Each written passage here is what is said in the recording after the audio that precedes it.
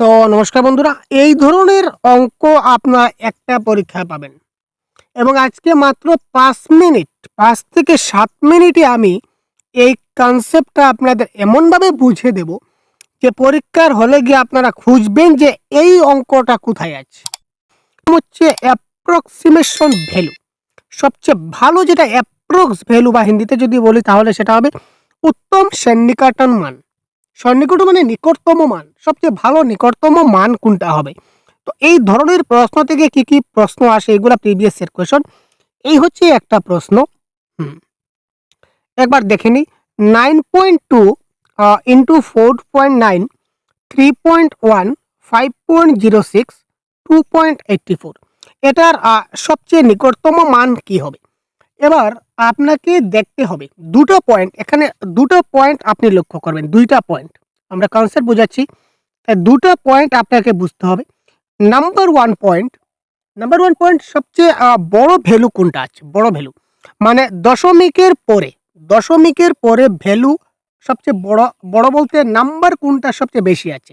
Age for example, এখানে দশমিক পরে একটা আছে, দশমিক পরে ২ টা আছে, একটা আছে, এখানে দশমিক পরে একটা আছে, এখানে দশমিক পরে ২ টা আছে, তার মানে এখানে দশমিক পরে ২ টা আছে। মানে আমরা দেখলাম যে আমরা যেটা দশমিক পরে সবচেয়ে বেশি ডিজিট কোন সংখ্যার আছে?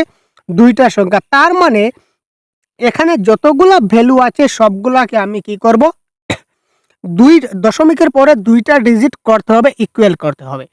দশমিকের পরে ২ টা ডিজিট কি করে করব স্যার? একদম ভেরি ইজি। একটা মাত্র দেখুন, বললাম না, একটা কোয়েশ্চেন সলভ করুন, তারপর বাকিটা আপনি দর করে যত হাজার প্রশ্ন এই ধরনের টপিক আসলে আপনি করতে পারবেন।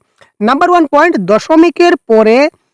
দশমিকের পরে যতটা ডিজিট থাকবে প্রত্যেকটাকে বড় ডিজিটের সঙ্গে মিলাতে হবে, ইকুয়াল করতে হবে, পয়েন্ট নাম্বার 1। আর পয়েন্ট নাম্বার 2, আমাকে কম্পেয়ার করতে হবে 0.50 এর সঙ্গে, কিংবা 0.50 এর সঙ্গে আমি তুলনা করব। ২ টা পয়েন্ট মাথায় রাখুন। ক্লিয়ার ভাই? ১ নম্বর পয়েন্ট হচ্ছে আমি কি করলাম? এবার আমি করি। এবার আমাকে করতে হবে। না করলে বুঝবেন না। এবার ধরুন আমি লিখলাম, এখানে কত লিখলাম স্যার? 9.2 into 4.9 into 3.1। ক্লিয়ার? 3.1 লিখলাম। এবার হচ্ছে ডিভাইডেড। ইয়েস, ডিভাইডেড আছে, আমি দিলাম, অসুবিধা নাই। এবার নিচে কত আছে দেখুন? 5.06 ইনটু 2.84। Yes sir, 2.84। এবার আমি আপনাদের প্রথমে কি বলেছিলাম? প্রথমটা হচ্ছে কি, প্রত্যেকটাকে সেম ডিজিটে করতে হবে। এবার দশমিক পরে এখানে ২ টা ঘর আছে, এখানে ২ টা ঘর আছে, মানে সবগুলোকে আমি ২ টা ঘরে কনভার্ট করতে হবে। তার মানে এখানে 0.2 এর পরে আমি কি করলাম? 0 লাগিয়ে দিলাম। এখানে একটা 0 লাগিয়ে দিলাম, এখানে একটা 0 লাগিয়ে দিলাম। খতম। এবার দেখুন প্রত্যেকটাতে দশমিকের পরে ২ সংখ্যা আছে। প্রত্যেকটাতে যদি কম থাকে আমি 0 লাগিয়ে দেব। কম থাকলে এখানে ৩ ডিজিট থাকুক, ৪ ডিজিট থাকুক, কোনো অসুবিধা নেই। আমি দশমিকের পরে কি লাগিয়ে দেব? 0 লাগিয়ে দিব। হয়ে গেল? এবার আমার সেকেন্ড পয়েন্ট। সেকেন্ড পয়েন্টটা আমরা কি বলেছিলাম? যে আমরা সবসময় কি করব? 0.50 এর সঙ্গে কম্পেয়ার করব। ক্লিয়ার? এখানে দেখুন 9.20। আচ্ছা স্যার, 20 টা 50 থেকে বড় না ছোট? স্যার 20 টা ছোট। তার মানে এখানে যেটা হবে এটাই হবে কারেক্ট অ্যান্সার। এখানে পয়েন্ট থেকে ছোট, তো 50 থেকে ছোট হচ্ছে 20।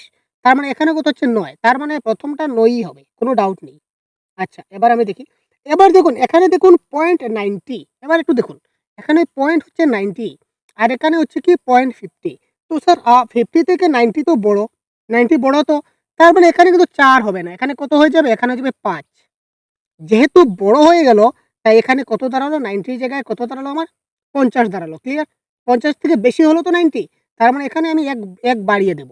এবার দেখুন এখানে হচ্ছে 10। 10 টা কি স্যার? 50 থেকে ছোট। ছোট হলে কোনো সমস্যা নেই। এখানে যা থাকবে তাই থাকবে। এখানে 3 আছে মানে এখানে 3 ই থাকতে হবে। এবার ডিভাইডেড দিলাম।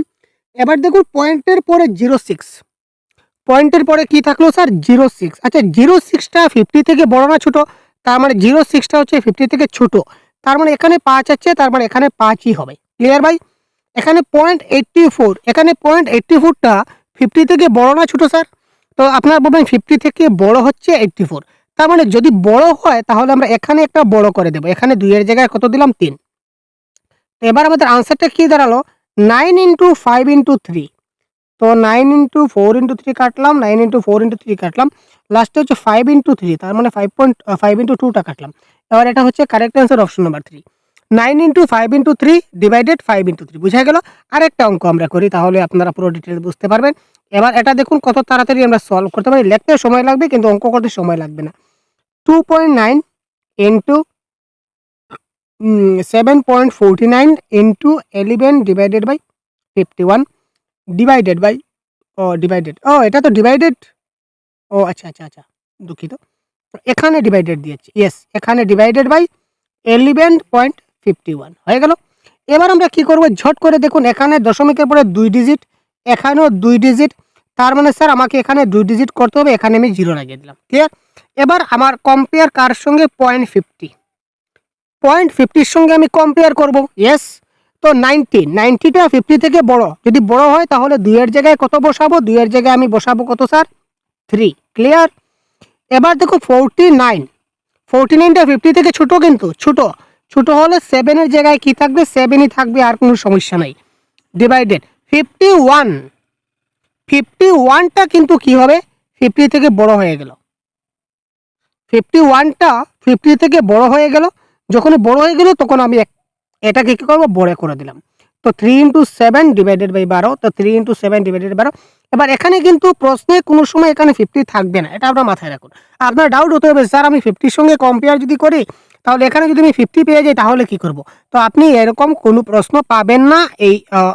এই ধরনের প্রশ্নতে সন্নিকটন মান বের করার সময় আপনার এখানে 50 কোনো সময় আপনার আসবে না, হয়তো 51 আসবে, নতুবা 49 আসবে। ক্লিয়ার? আশা করি বুঝতে পারলেন। ক্লিয়ার? বুঝা গেল? যদি বুঝা গিয়ে না থাকে তাহলে অবশ্যই কমেন্ট বক্সে জানাবেন। এবং এই কোয়েশ্চন নাম্বার 3 এর কারেক্ট আনসারটা কি হবে সেটা কিন্তু আমি বলছি না। প্রত্যেকটা ক্লাসের মতো এটাও কিন্তু আমি কি করলাম, আপনাদেরকে আমি এটা হোম টাস্ক হিসাবে দিয়ে রাখলাম। Clear sir? তো এই প্রশ্নের কারেক্ট আনসার কি হবে সেটা অবশ্যই আপনারা আমাকে কমেন্টের মাধ্যমে জানাবেন। কারণ একটা অঙ্ক যদি আপনারা করেন তাহলে কমসে কম প্রত্যেকটা টপিক থেকে একটা বা দুটা অঙ্ক যদি আপনারা নিজে থেকেই প্র্যাকটিস করেন এবং কারেক্ট আনসার বের করতে পারেন তাহলে এই টপিক থেকে আপনাদের আর কোনো টেনশন করতে হবে না। দ্যাট ইজ দ্য মূল ফান্ডা। ক্লিয়ার? তাই আমরা প্রত্যেকটা ক্লাসে কি করি, একটা বা দুটা প্রশ্ন আপনাদের রেখে দেই।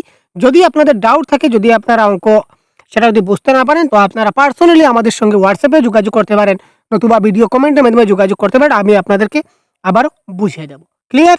তো আমাদের সহজগুরু অ্যাপে এই ধরনের ক্লাস প্রতিদিন হচ্ছে। শুধুমাত্র ম্যাথস নয়, ম্যাথস হচ্ছে ম্যাথস প্যাডাগজি, ইবিএস, ইংরেজি, বাংলা, সিডিপি, তারপর পেপার 2 এর যেটা সোশিয়াল সায়েন্স, প্রত্যেকটা ক্লাস আমাদের সহজগুরু অ্যাপে আমাদের প্রাইভেট ক্লাস অ্যাভেলেবল রয়েছে।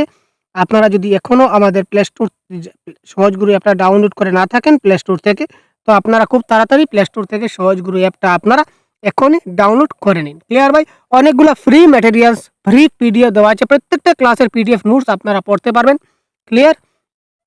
তাছাড়া বিগত 12 বছরের প্রশ্ন, যে ম্যাথসের কোন টপিক থেকে কী প্রশ্ন এসেছিল পেডাগজির ক্ষেত্রে বিশেষ করে, বা ম্যাথসের ক্ষেত্রে, এই ধরনের পিডিএফও আমাদের কিন্তু অ্যাপে আপলোড করা আছে আমাদের কোর্সের মধ্যে। আপনারা জয়েন হলেই সঙ্গে সবগুলো দেখতে পাবেন, পড়তে পারবেন এবং প্র্যাকটিস করতে পারবেন। ক্লিয়ার? তো আজকে এই পর্যন্ত বিদায় নিচ্ছি, আপনাদের কমেন্টের অপেক্ষায় থাকলাম। তো ভালো থাকবেন, সুস্থ থাকবেন। পরবর্তী অন্য একটা ক্লাস খুব শীঘ্রই নিয়ে আসবো। ধন্যবাদ।